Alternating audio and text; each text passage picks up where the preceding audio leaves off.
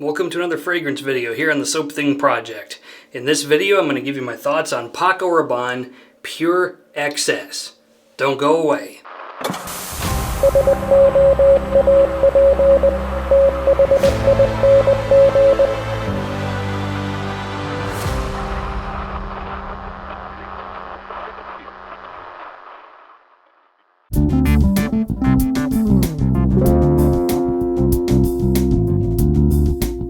Alright, presentation time.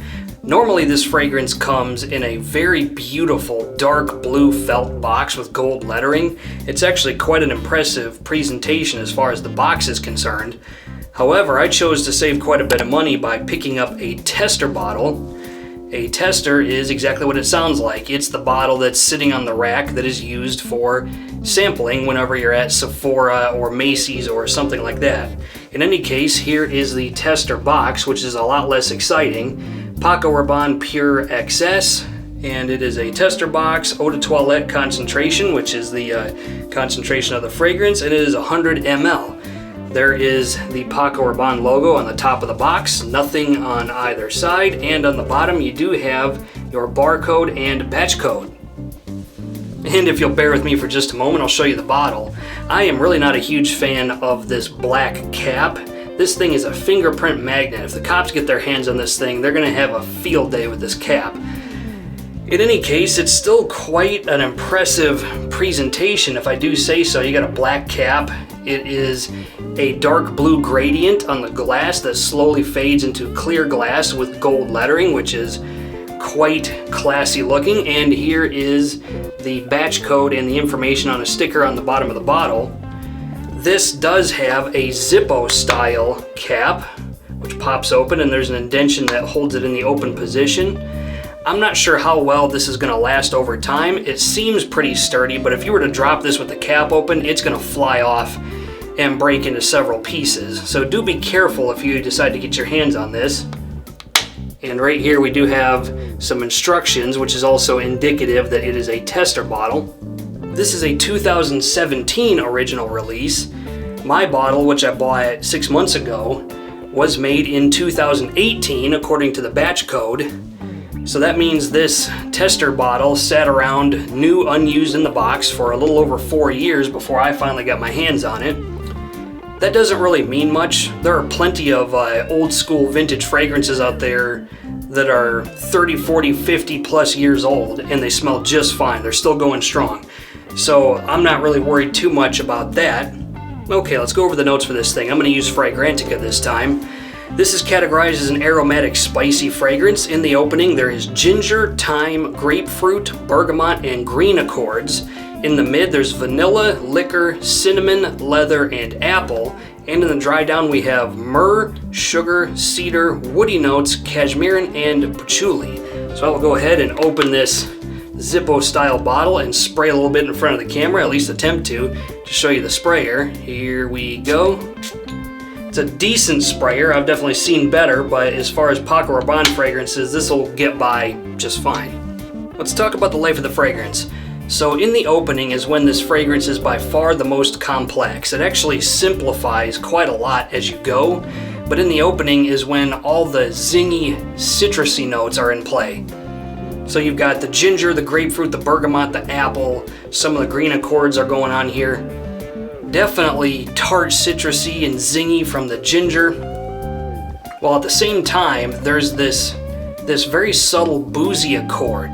It's actually bright and dark at the same time. I'm not sure if that's really possible to wrap your head around, but that's what I get out of it. Thankfully, it's a relatively long opening, so you do get those citruses and those zingy notes for a fair amount of time before it moves into the mid and we lose all those citrus notes. Once you do move into the mid, which is a very good mid, this fragrance gets very familiar very, very fast. It actually smells quite identifiable, if that makes any sense. It really smells like a vanilla rum and coke with maybe a little bit of lime in it.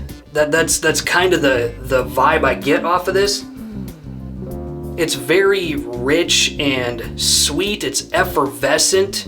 It's got these cola-like scent properties to it. The scent character in the mid is really something interesting that you don't see a lot from designer fragrances. I mean, some of the other ones you might get a cola vibe, like Armani Code Profumo has kind of a cola or like a root beer vibe to it. This is definitely in that vanilla rum and coke sort of realm. It's boozy, it's sweet, it's rich. It's quite a transformation from the opening where you have all those zingy citrusy notes on top of that rum and coke vibe, which isn't able to push its way out yet because it has all those citrusy notes just kind of sitting on top of it. So that's the mid. Once you move into the dry down, this actually gets even less bright and more dark and dense. This actually gets darker and more dense and frankly sexier smelling the longer you wear it. In the dry down is when you get all the myrrh, the sugar, the cashmerean. I'm not getting a lot of patchouli, I'm not getting a lot of woody notes. I never got that much leather. I did get cinnamon in the mid, but I never got the leather in the mid, and I don't get the woody notes or the cedar in the dry down. This is just a very sweet, rich, slightly resinous, still kind of effervescent and coke smelling, even in the dry down. This really, once you get into the mid, is when it changes the least, is from the mid through to the dry down. It kind of maintains this rich, resinous, sugary, sweet, Coca-Cola boozy vibe all the way through the life of the fragrance. It's actually, I really enjoy wearing this. It's not a super professional fragrance, it's more playful. This is great for casual wear. We'll talk more about versatility here in a minute, but it's a good fragrance. It evolves very nicely and I love wearing this. Alright, I got some horsepower figures for you. It's decent enough. I'm gonna go ahead and put it in the Fox Body Mustang category of fragrances. It's a sweet ride, but after you spend about half a day with it, you're gonna be wishing you had a little more power on tap. Just a little bit. Hours of longevity in my official 3 days of testing, I got 7 hours all 3 days. So, sizzling sevens, I guess? It's good, but not great. You're gonna have an slightly under arm's length scent bubble around you for about half of the life of the fragrance, and then it's going to fairly slowly kind of retract in to a skin scent over the course of the rest of the life of the fragrance. Compliment factor on this thing is also good when people can smell you. Because of the slightly less than ideal projection, people are really only going to give you compliments if they kind of get a little bit up in your business, but when they do get up in your business, you're going to get some "ooh, you smell nice" kind of vibes from people. They're definitely gonna get that from people who kind of get into your scent bubble. So compliment factor is okay. Versatility on this thing is very good. This is categorized as a man's fragrance. However, a woman could pull this off no problem at all. I don't think a woman would have any trouble pulling this scent off in most circumstances.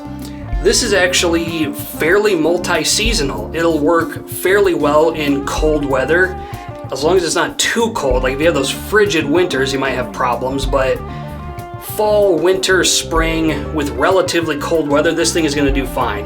It's also gonna do fine in the summertime at night because it has that bright citrusy opening and it never does quite get too dark for warm-ish weather. Two things you're not going to do with this thing though. You're not going to wear it in broad daylight in very hot weather because it'll just be too cloyingly sweet. Another thing you're not going to do is wear this to a club. Just trust me, no you're not. You try to go clubbing with this thing, Versace Eros is going to kick your ass into your face.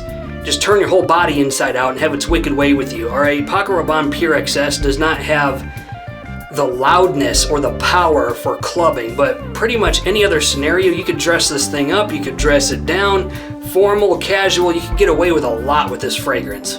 Price point on the Paco Rabanne Pure XS. If you get this thing from FragranceNet with the 37% off coupon, you can expect to pay between $50 and $60 for a 100 ml bottle. I paid about $41 because I got a tester, but if you get the full presentation, it's going to be closer to between $50 and $60. So do keep that in mind.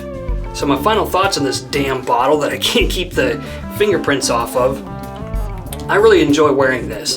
This is a phenomenal, versatile, sweet, unique smelling fragrance that very few other fragrances are doing currently at this moment. Right now it's the blue fragrance trend with Bleu de Chanel, Versace Dylan Blue, Yves Saint Laurent Y, things like that. So this is definitely a step in a different direction, but it doesn't go into kind of that niche fragrance territory where it's challenging to wear. This is a very easygoing fragrance that's going to have you smelling unique and interesting.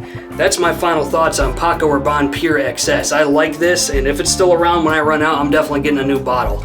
Questions, comments, put them in the comments section of the video. Otherwise, this is Soap Thing telling you, spray like you mean it. Thanks for watching.